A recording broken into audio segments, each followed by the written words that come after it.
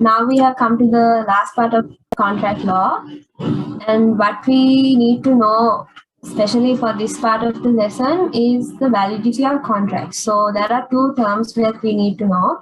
One is a void contract and one is the voidable contract.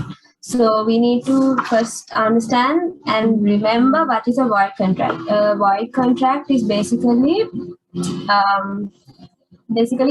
it's not a contract at all. So when so for example, if a minor is signing a contract, it automatically becomes a void contract because they are not bound by it. Because we learned what we told before, a minor cannot participate in a contract, right? So that is immediately cancelled off. So that is the meaning of a void contract. Okay. And a voidable contract means it's basically it has a legal effect until the other party, like say the offerer is giving a contract to the offeree, so the offerer knows there's something wrong. But until the offeree realizes there's something wrong, this contract will remain legal. Okay, so that is a voidable contract. And now we will move ahead.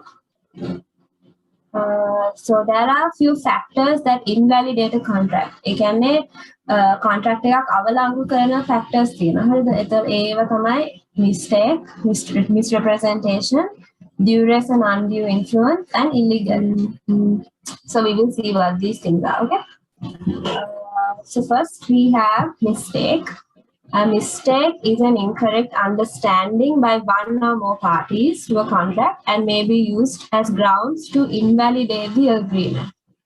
Okay, so there are three types of mistakes. One is common mistake, mutual mistake, and unilateral mistake. So for your exam, this is a very small part. So they won't I don't think they'll ask you like a huge question from this, but it can come in like a case study where you have to identify, okay, this is in this contract, or there's a mistake or there's misrepresentation like that. And then you'll have to write why it's a mistake or what type of mistake or misrepresentation is. So you all need to know what comes under these types of mistakes. So the first one is a common mistake. And in this, the parties, they come to an agreement, but while doing so, they make the same fundamental mistake. So, for example, there's a red car and a black car that is for sale. Okay, and the person A is selling the car, and he's going to sell the black color car. Okay, and the person B is planning to buy the red car, but then he doesn't tell the person who's selling it that he wants the red car. So then they both have a mistake understanding of the contract or the agreement. So therefore it becomes a common mistake, and then the contract is void. Void means it is automatically cancelled, right? And there is a small example that has been given here, Courtier versus Hasty. You all might have to read up on it a little bit so that you can use it as an example to back up your answers when you write for the paper. Okay, so that is that. And then the next one is mutual mistake, and this is a type of mistake that is related to the terms of the contract. Okay, so the parties will be at cross purposes, with each party having its own understanding of what was agreed. So it's kind of similar to a common mistake, but you need to be careful. I will explain this to you. So yeah, give me a second. So the offerer and the offeree, they have the idea that the contract is two different offers. Okay, so in this, they've given us an example. Someone owns a Toyota and a Mazda car. A offers his car to B. So we are talking about business ethics. Business ethics really may be you or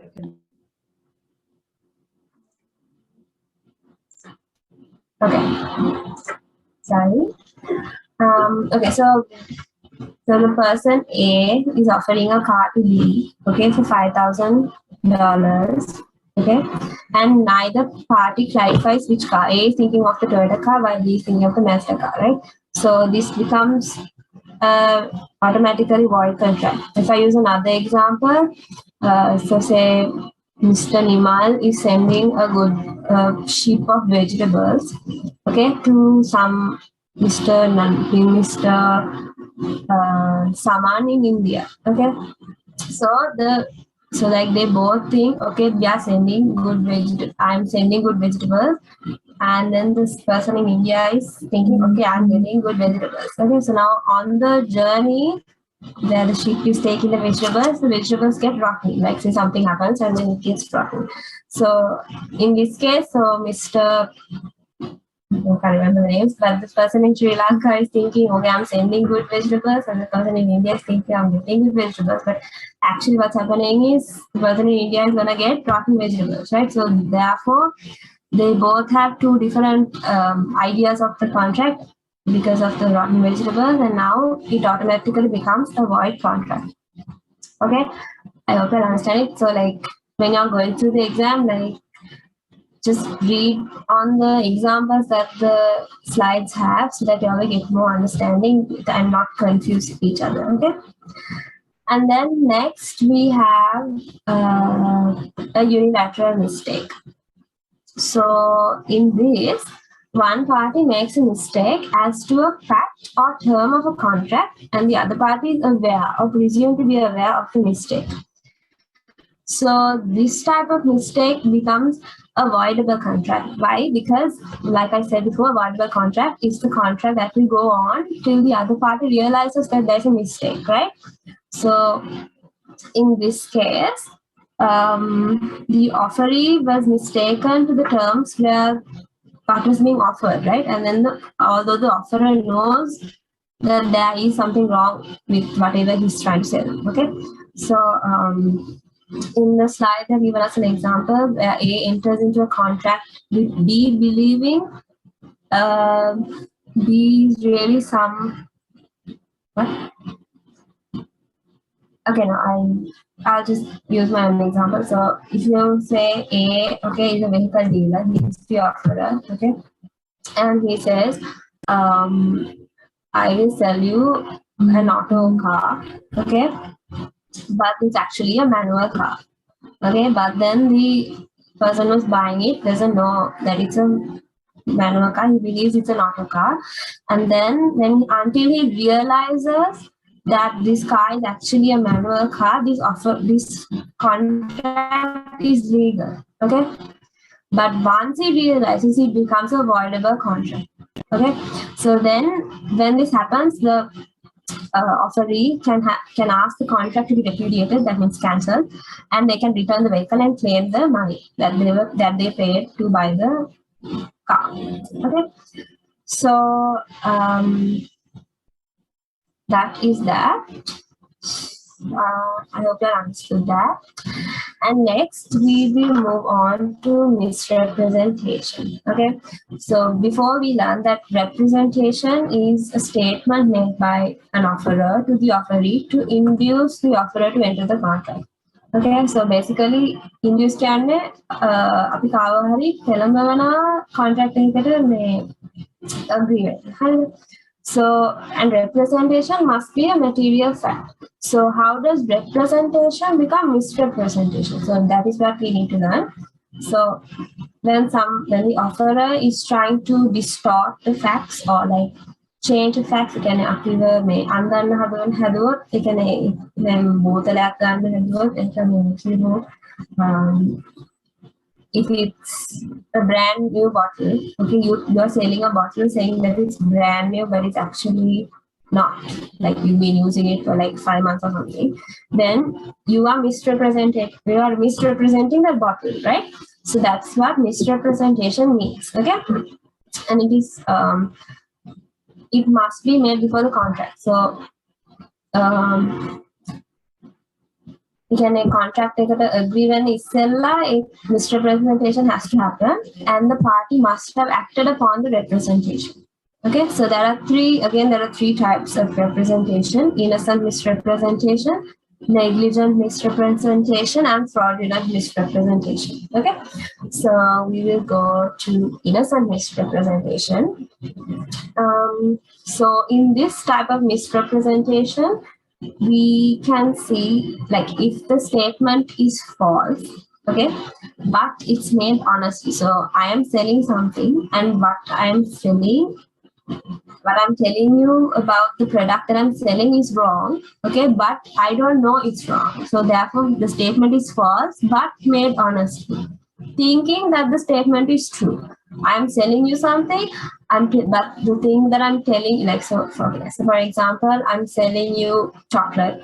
Okay, I'm saying it's 100% natural chocolate, but it's not. Like, say it's chocolate and it's mixed with some other sort of substance, like I don't know, milk or something. Okay, so chocolate and milk. So therefore, I don't know that it's mixed with milk. Okay, so the mistake is made genuinely, honestly. So the statement is false, but made honestly, thinking that the statement is true.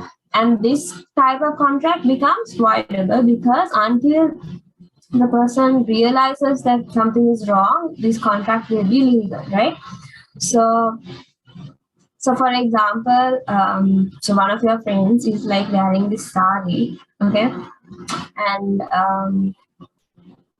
and then you look at her and you're like, wow, you look like Madhuri Dixit, right?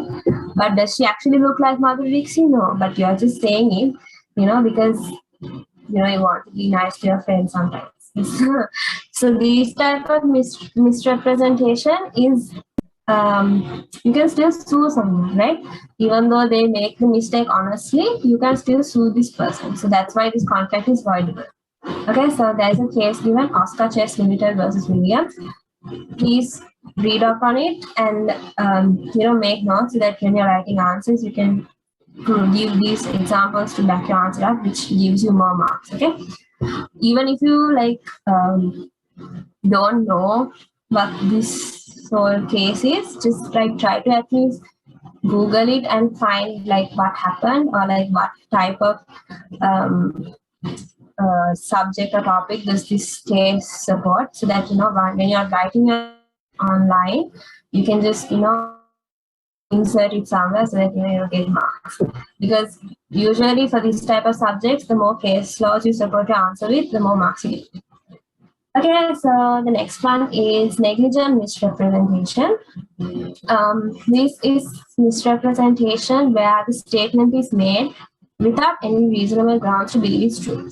So you're recklessly making a statement. Okay, so for example, you're a professional swimmer, okay, and then someone asks you, they look at some swimming equipment and they ask you, is this up to the standard of whatever that's needed to swim, in a professional competition?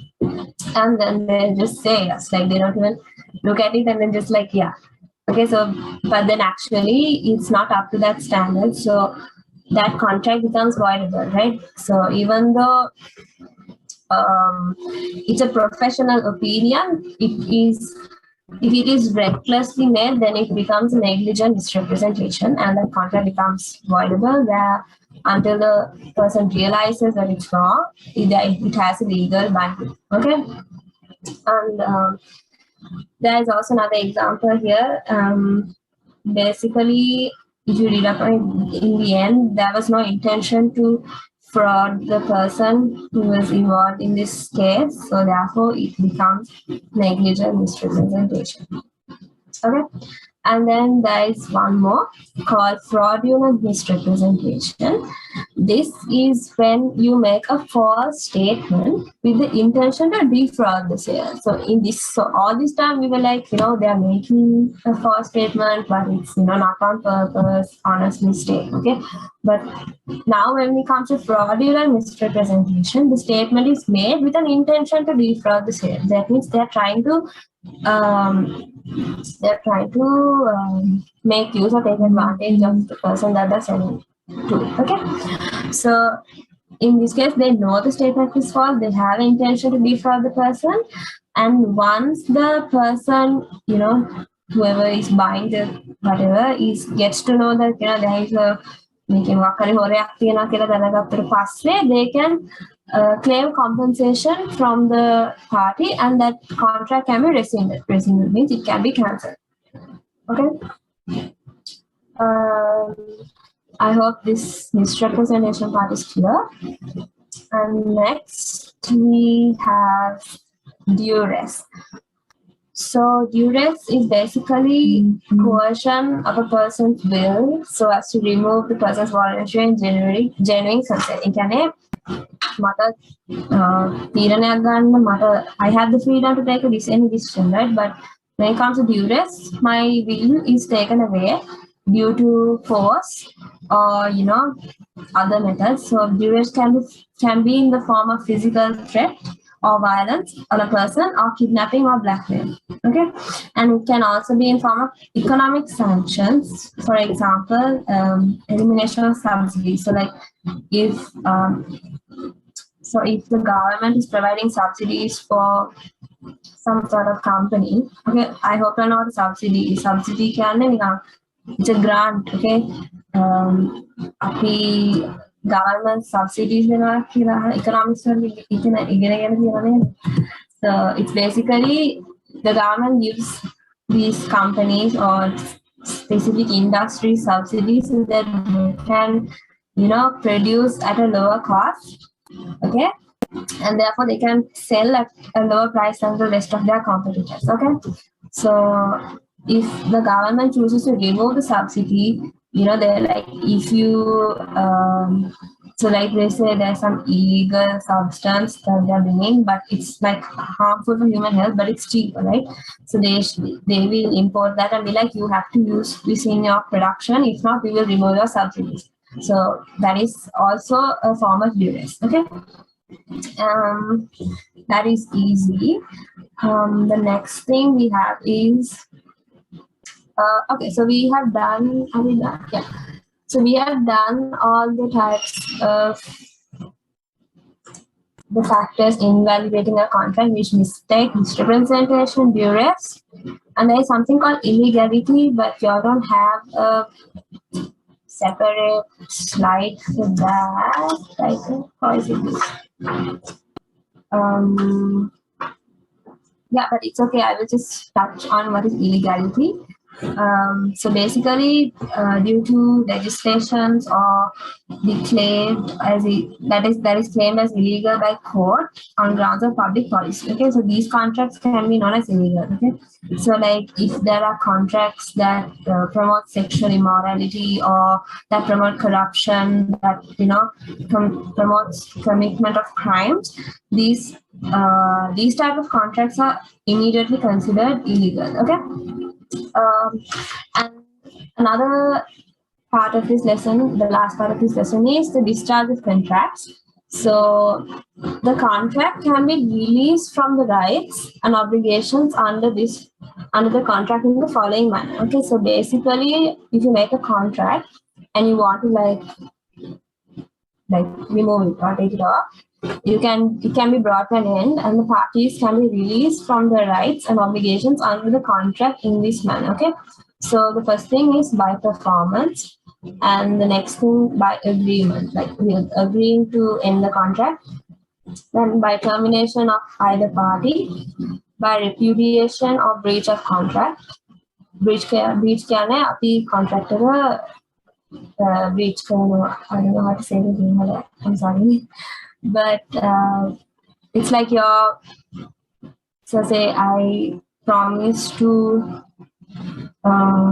sell you 500 kilos of rice, but I only sell 200, I'm only able to sell 200, then I'm breaching that contract. Okay, so the next thing is by operation of law, like say if there is a what can I say?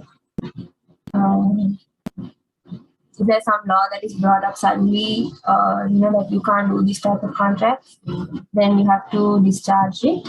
And the next one is frustration. So frustration means like, when after a contract has been concluded, the events that occur that are beyond your control, so like say for example, something happens and you make a contract, okay, and your business or whatever is near the seaside, and then the next day a tsunami comes, okay, and then it destroys your whole shop and everything, and you won't be able to deliver whatever goods or services that you want to there you made the contract the day before, right? So that is known as frustration. You don't have to know much about it, just know these A, B, C, D, E, F points, and so that when you're writing about it, you can just mention these are the things that discharge the contract.